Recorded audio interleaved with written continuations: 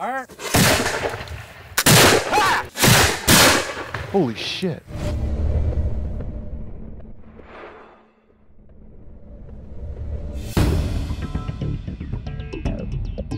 The golden age of piracy was a 10-year period of unabashed drinking, bootlegging, and murder that saw the creation of one of the largest black market economies in history.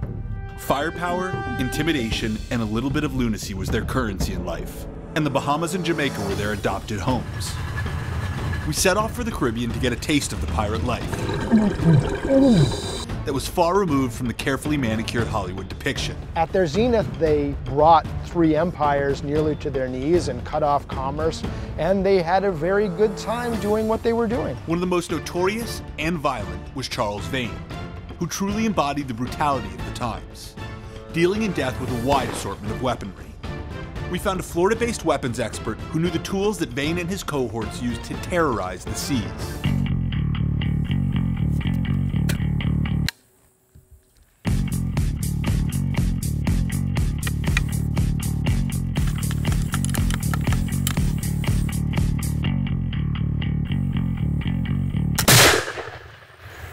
I do believe that's a well-executed watermelon.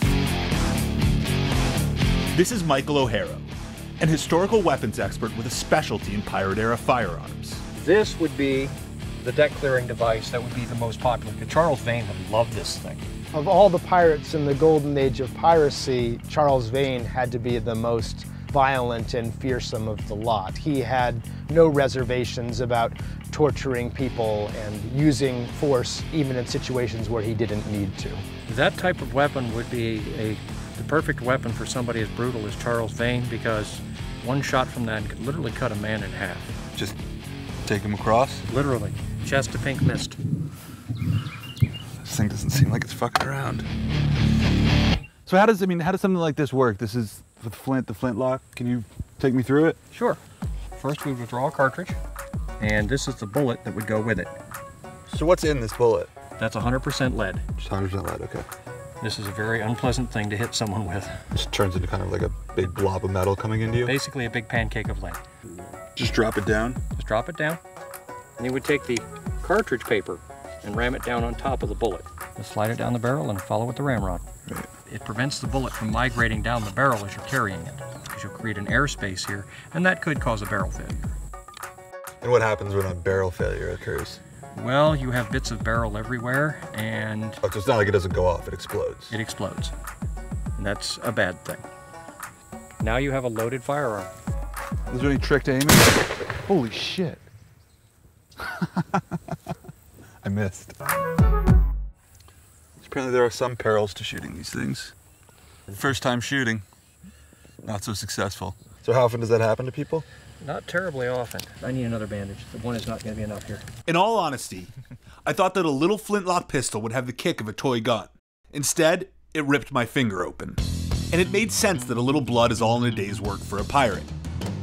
Just like the Caribbean pirate stomping ground, Florida is hot, humid, and generally unsettling. The guns that these pirates used were big, loud, powerful, and dangerous to wield. Also, they weren't really that accurate. So you had to be really good or really close to your target to cause some damage. Although these weapons were difficult and often dangerous to use, in a seasoned pair of violent hands, a pirate could kill with ease. Good. There we go. Foolproof. We didn't have to use the last ditch method to put the bayonet if you missed that one. Right. With a basic understanding in pirate weaponry, I was beginning to get the dangers of life and crime on the open sea. One of the reasons that these pirates became as powerful as they did is that they had a secure base to operate from. New Providence, Bahamas is where Charles Vane called home, now commonly known as Nassau, and was one of the earliest outposts of British privateers. They were often former naval crew turned crooks, trained in weapons and war, and after being decommissioned, they became some of the first pirates of the Americas. Bahama Islands colony had been sacked and destroyed by the French and Spanish multiple times, and the pirates set up shop before the empire did. In other words, it was a failed state, and the pirates moved in first. So it was an ideal spot which allowed them to grow incredibly strong. Nowadays, the Bahamas are home to a bunch of fancy resorts. But just like the pirates before them, many native Bahamians still make their livelihoods off of the sea. We headed out to the west side of the island to see exactly where Vane battled the elements and raked the seas for riches. We brought along Captain Mike Daniel, the underwater explorer and pirate expert who discovered the famous sunken pirate ship Queen Anne's Revenge, and a guy who has spent years searching the waters around Nassau Harbor. What about these waters made it so ideal for piracy? The beauty of Nassau is that it's got a front door and a back door. The front door is deep water and the back door is shallower. So the Royal Navy or anyone trying to catch them would usually be in bigger ships. They couldn't get into these shallow waters. Some of the most famous shipwrecks and savage battles happened in the waters in and around Nassau Harbor. Thanks to its long barrier island and network of unmarked reefs and sandbars, it was the perfect hiding place for Charles Vane, and an ideal location from which to launch one of his trademark ruthless assaults on the nearby shipping lanes. The type of attacks that made him the de facto ruler of the island in 1718. How did the pirates know where to find their prey? Where would you find a merchant vessel? Sailing vessels were compelled to follow the prevailing winds from place to place. The various islands on the outside of the Caribbean, there were key passages. These were all choke points where the commerce of nations was compelled to go and the pirates could lie in wait in ambush. And what were some of the tactics that were used around here for navigating and taking other ships? If you were trying to catch a big ship, then it would take, a large sloop, of course, with some cannons on board to get up alongside and fire on them and then intimidate them into conceding. Not only were the pirates at risk of losing their lives through everyday violence, the sea itself harbored an even more horrifying and gruesome death. The waters were infested with all kinds of dangerous creatures like sharks, and there were certainly much larger numbers of them then than there are now. So you can see you can see the bottom down here, right? Yep. Oh, this is all the. There's a shark. I don't feel good about that at all. I see at least 4 like right there. Right, who's going first? You're going first, man. You gotta test the waters. Awesome. This is stupid.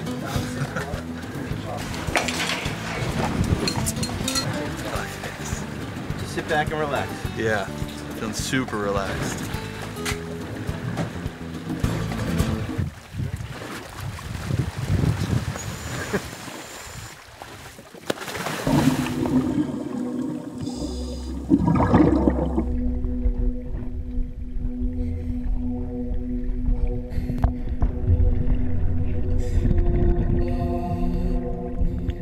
In 1715, the Spanish treasure fleet, total of 8 ships, sank along the treasure coast. The pirates, they had a team of people on board that could swim and could dive.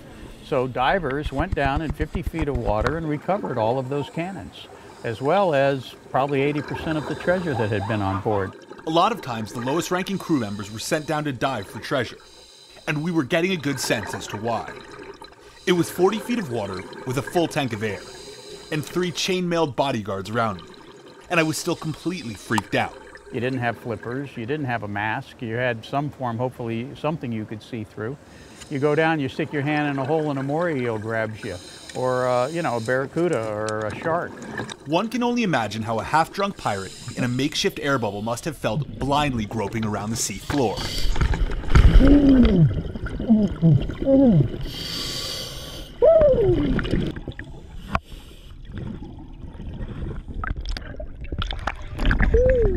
There's a lot of sharks knocking right into you. I mean, there's just sharks everywhere.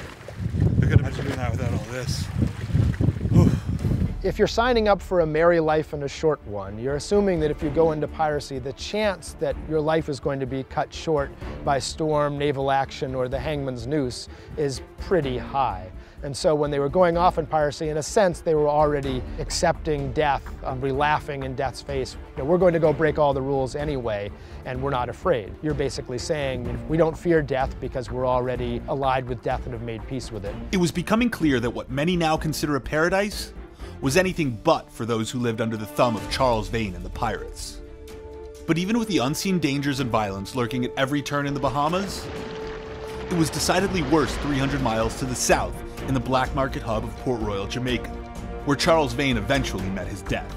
Life there centered around pillage, plunder, and a shitload of rum, as well as an acceptance of the fact that you're most likely going to die very soon.